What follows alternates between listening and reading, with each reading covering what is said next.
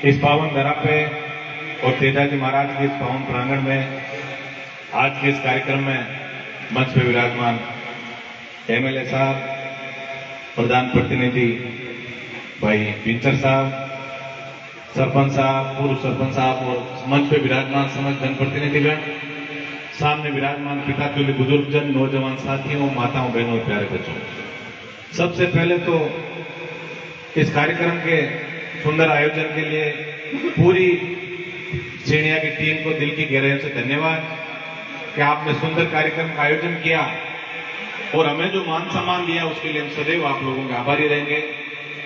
ये मेरा परम सौभाग्य है कि पहली बार मुझे सेनिया की धरती पर आने का मौका मिला और धार्मिक कार्यक्रम में एक विशेष बात जो देखने को मिलती है कि मातृ शक्ति की भी बहुत बड़ी उपस्थिति धार्मिक कार्यक्रमों में होती है। ये कहीं न कहीं हम सबके लिए अच्छा शुभ संकेत भी है। अभी विधायक महोदय ने भी आपको बहुत सारी बातें बताई। मैं तो इतना ही निवेदन आप सबसे करूंगा, तेजाजी महाराज जो व्यक्ति गए तो ससुराल और किस तरह एक लाचा गुजरी की गायों के लिए अपने प्राणों का आहुति दे दी, और बड़ा नाम उसी का होता है जो कहीं न कहीं अपने जीवन में त्याग, तपस्या, बलिदान, उन्हीं व्यक्तियों के नाम हजारों हजारों साल तक जिंदा रहता है। आप सब किसान परिवार के लोग हैं और अभी मंच का संचालन करने वाले मेरे छोटे भाई ने मुझे एक चीज उनके मुंह से सुनी, मुझे बहुत अच्छा लगा कि सेनिया गांव में सरकारी कार्मिक भी बहुत बड़ी तादाद में, इसका मतलब शिक्षा का स्तर भी यहाँ का बहुत अच्छा है। ये बात मुझे वास्तव में अच्छी लगी। मैं एक किसान परिवार का व्यक्ति हूं और हमेशा एक बात आपको कहता हूं कि अब हमें समय आ गया कि हम सबको मिलके शिक्षा का क्षेत्र में इस हथियार को हमें हाथ में लेके और बहुत तेजी से आगे बढ़ना है, क्योंकि समय बड़ा तेजी से करवट ले रहा है और यदि समय के साथ साथ यदि हम नहीं भागे तो कहीं न कहीं हम पिछड़ जाएंगे। हमारे आने वाली पीढ़ी जरूर ये कहेगी कि हमारे बुजुर्गों ने समय पर संघर्ष नहीं किया। अभी 2-3 दिन मुझे शेखावटी में जाने का भी मौका मिला। अब वहां का जब शिक्षा का स्तर मैंने देखा तो मोर सुंदर नाच के जब अपने पैरों की तरफ देखता है तो थोड़ी मन में उदासी होती है। निश्चित रूप से मुझे भी ये उदासी लगी कि कहीं न कहीं राजस्थान और विशेषकर नागौर जिले की यदि बात करें तो हमारा जिला शिक्षा के अंदर आज से 10 साल पहले की यदि बात करें तो शिक्षा में अति पिछड़े जिलों में हमारा जिला था।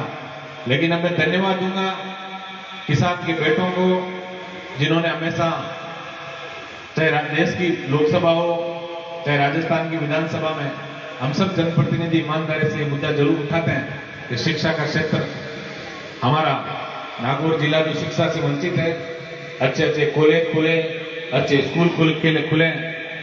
और इतना मैं बता दूं, क्योंकि मैं रानी गांव से जब यहां तक मुझे बच्चे लेकर आए डीजे की धुन पे, तब मेरे मन के अंदर जरूर कोई भी जनप्रतिनिधि जब दूसरी विधानसभा में जाता है तो कहीं न कहीं ऐसा लगता है कि पता नहीं विकास में हमसे आगे होंगे, पीछे होंगे। कई सारी कल्पनाएं हमारे दिमाग के अंदर घूमती रही।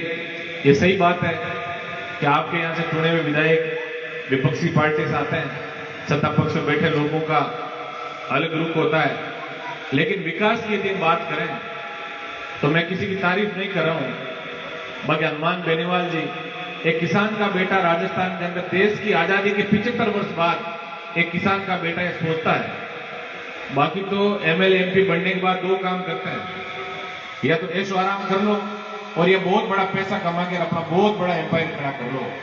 लेकिन हम सब बड़े सौभाग्यशाली लोग हैं कि किसान का बेटा हनुमान बेनीवाल जो देश की आजादी के 75 वर्ष बाद प्रदेश के अंदर सोचता है कि राजस्थान में तीसरा मोर्चा बनना चाहिए।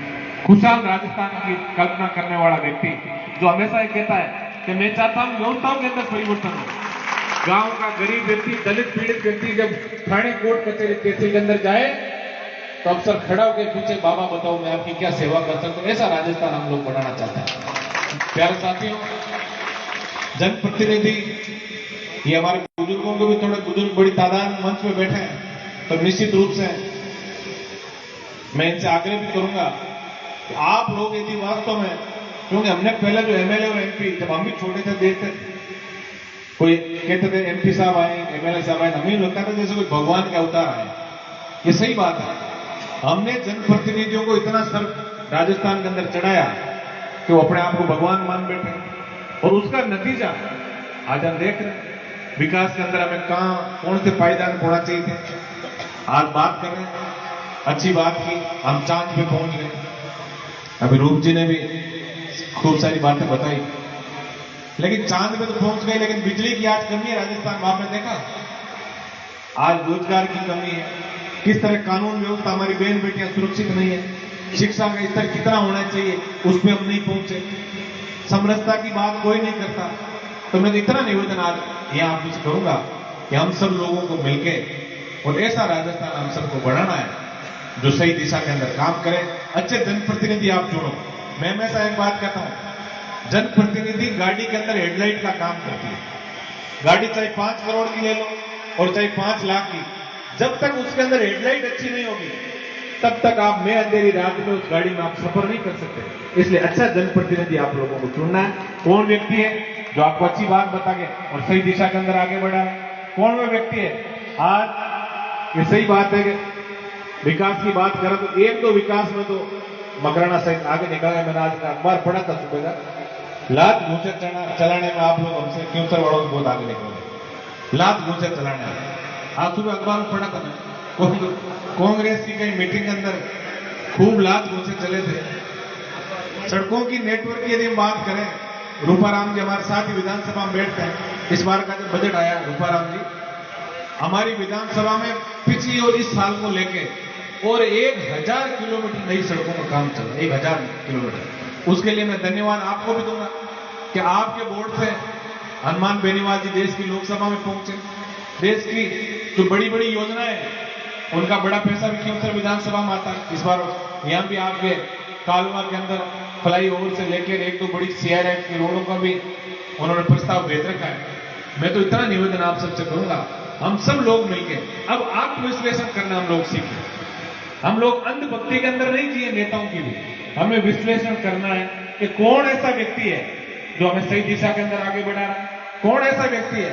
हो सकता है कई बार विपक्ष में होता है, उसके काम कम होते हैं, ये भी सही बात है, लेकिन तो भी आप लोगों को कौन अच्छी शिक्षा दे रहा है, कौन सही रास्ते पे आपको बढ़ाने की बात कर रहा है, कौन शिक्षा की बात कर रहा है, कौन विकास की बात कर रहा है, इन सब चीजों का भी हमें आत्मविश्लेषण करने की बहुत बड़ी आवश्यकता है। ये मैं निवेदन करने आपके बीच आया हूं।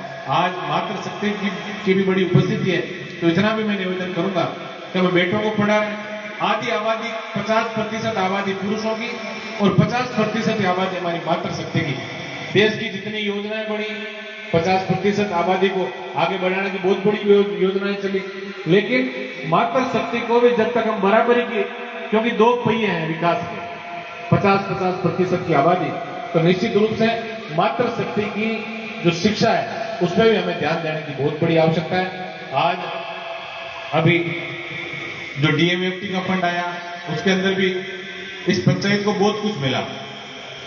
और अभी 1-2 मांग बच्चों ने जब रास्ते में आ रहे थे कि रानी गांव के अंदर सीएससी खुलनी चाहिए, यहाँ जो सब सेंटर साइज या इस गांव में अभी सब सेंटर खुला नहीं है, इस गांव में सब सेंटर खुलना चाहिए। ये विकास की बात है।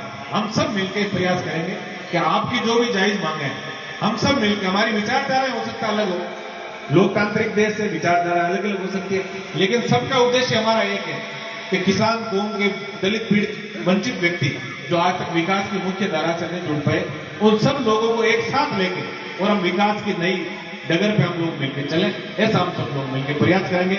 मैं इतना ही निवेदन आप सबसे करने आया हूं कि हम सब एक जायजन पे बैठ के और 36 कौम के लोग, हमारे गांव की एक परंपरा जो थी, उस परंपरा में कहीं कहीं नेताओं ने खलन डाला, कुछ प्रयास ऐसे हुए, कहीं जातिवाद, कहीं धर्मवाद, कहीं क्षेत्रवाद की आग जो राजस्थान और देश के अंदर लगी, उसका सबसे बड़ा खामियाजा यदि किसी को भुगतना पड़ा तो वो किसान कौम को भुगतना पड़ा। इस चीज का आपको ध्यान रखना है। हमें सब भाइयों को साथ लेके और बड़े भाई की भूमिका में राजस्थान में हमें आगे बढ़ना है, ये चीज आप लोग ध्यान रखें। और विशेषकर जो युवा साथी हैं, इनसे मैं निवेदन करूंगा कि तेजा जी के पावन प्रांगण में आप लोग आज पधारे हैं, तो निश्चित रूप से कोई अच्छा संकल्प यहां से लेके जाएं कि हम ऐसा काम करेंगे कि हमारे माता पिता का सर जो है वो एकदम गर्व से उनका सीना चौड़ा हो जाए, उनका सर ऊंचा हो जाए, नशे की प्रवृत्ति से दूर रखे और शिक्षित समाज बना के और हम सही दिशा के अंदर आगे बढ़ेंगे। ये हमें संकल्प लेके यहां से जाना है। एक बार पुनः इस समस्त कार्यकारिणी को जिन्होंने इस कार्यक्रम का आयोजन किया उनको कोटि कोटि धन्यवाद, साधुवाद कि हम सब लोगों को एक गार्डन पे बिठा के और आपने सुंदर कार्यक्रम का आयोजन किया।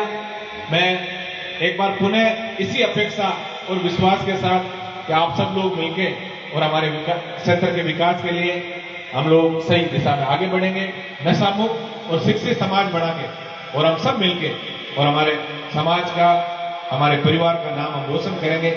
इन्हीं आशाओं अपेक्षाओं के साथ एक बार पुनः इस समस्त कार्यकारिणी को दिल की गहराइयों से धन्यवाद देता हुआ मैं अपनी वाणी को विराम देता हूं। धन्यवाद। राम राम, जय हिंद।